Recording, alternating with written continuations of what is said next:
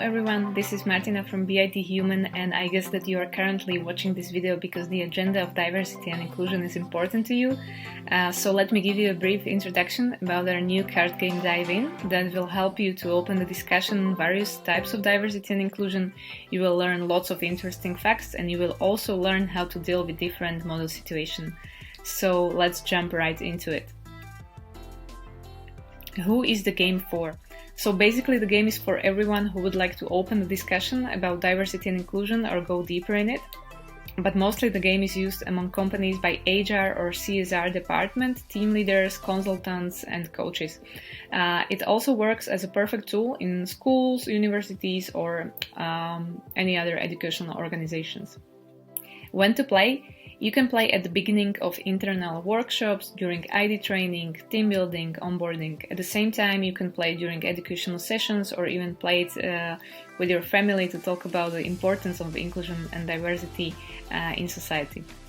Playing time is approximately from 30 to 90 minutes and you can adjust it to your needs. Don't play alone, it's boring. We recommend to play in a group of 3 to 12 people. You can play it both online and offline. It is nicer to hold your copy in your hands, but during these pandemics you can at least connect with your team and create a bond online. Shortly after launch, we have encountered a huge demand from abroad and the game is currently played in more than 10 countries and it is available in Slovak, Czech and English language. If you are a bigger team or a company or organization and you would like to have a copy in your native language, please let us know and we will tell you more information. Which types of inclusion and diversity are included in the game? Within the game we work with gender diversity, age diversity, racial or ethnic diversity, cultural diversity and inclusion of the disabled. If your team or organization has a solid foundation for the general importance of inclusion and diversity and its various types, we can customize the game to your needs. For example, if you are currently dealing with age diversity, we can create a specific version that will help you to meet your goals. What do you need to play the game? Basically, we need an open mind, pen, paper, pencils, and yes and no cards. If you have an offline version, cards yes and no are included. If you are playing online, just write on a paper yes or no, or if you'll be playing, let's say, on Zoom, I think there are these buttons you can use. The role of a moderator is very important, therefore we have included tips for a moderator and inspiration that will help you to lead the game and discussion effectively. We can also provide you with a training or a workshop for you as a moderator. Just let us know if you are interested. We keep updating these tips and inspirations as we are getting feedback for our game, so you will also gain access to updated versions in the future with your purchase. Let's go back to the main menu.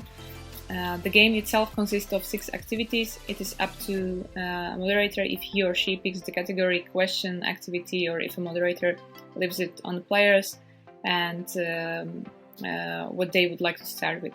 This is only a demo version. You won't be able to see all the cards, but there are 6 cards or 6 questions in every category, so let's go through it. We recommend to start with true and false as it is a very easy icebreaking activity for the beginning. So let's see what we have here.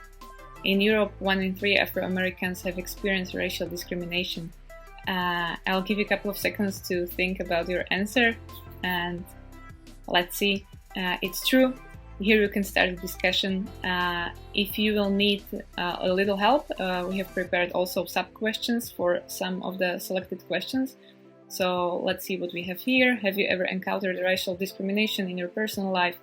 Or you can sparkle the discussion with the question, how would you explain racial discrimination to a 5-year-old child? Okay, let's go back. Okay, so the second activity is to draw. And this one can be funny if you're not a team of professional illustrators. You can engage your team by drawing something and let's see what we have here. So draw as many different people as possible who draws more. I'll rather not show you my drawing, but here as you can see you have tips for a moderator included and here is a tip. Notice what people have drawn and whether they have included people of different religions, LGBTs, etc. in the drawing, similar to diverse team. So what usually happens is that people draw only men and women as a diverse group. So you can take a look if they're, for example, if they draw people of different religions or people with disabilities and so on and so forth. Okay, my favorite activity, talk in pairs. This is a perfect activity if you have shy people in your group. Also, players can open up more to each other while they're talking in pairs. This activity includes questions about life situations, so there's interesting story exchange. And here we have a question: have you ever experienced gender, age, ethnic or sexual orientation discrimination? And you can just proceed with the discussion. And also some of the questions or activities include some interesting facts, and here we have a fact about racial or ethnic diversity that can broaden up your knowledge. Okay, let's go back. Here we have start with yourself. As the first step towards an inclusive and diverse environment is to start with yourself. This activity inspires reflection, and you can think about what you're already doing and what else you can do.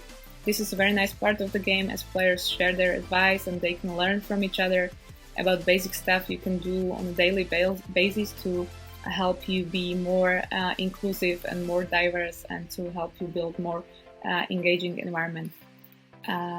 So for example, what do you do in a team to make all people feel part of the team? So I can tell you what I do.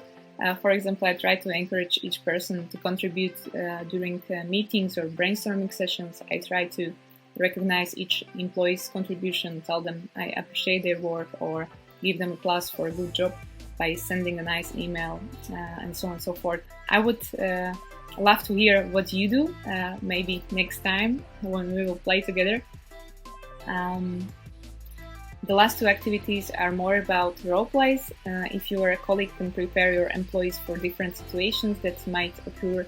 If you are a manager, help your managers to share, but also if this question is answered by, for example, employees from the bottom line, you might find interesting solutions or ways of thinking that a manager would never think of. So let's see really quick what we have here. There's a question, also sub-question, and there is also another interesting fact that can broaden up your knowledge or spark for discussion. Let's go back. And then if you were a manager, the question from the manager's point of view, what would you do? Also, there is a sub-question included. So that's it. Thank you very much for attention. Please visit bithuman.com or email us at hello@bithuman.com to get more information or to get your version of diving card game. We believe this game creates sincere change, so your employees won't take it only as another training, but will experience personal growth as we use the power of storytelling and gamification. So my last question is, are you ready to play?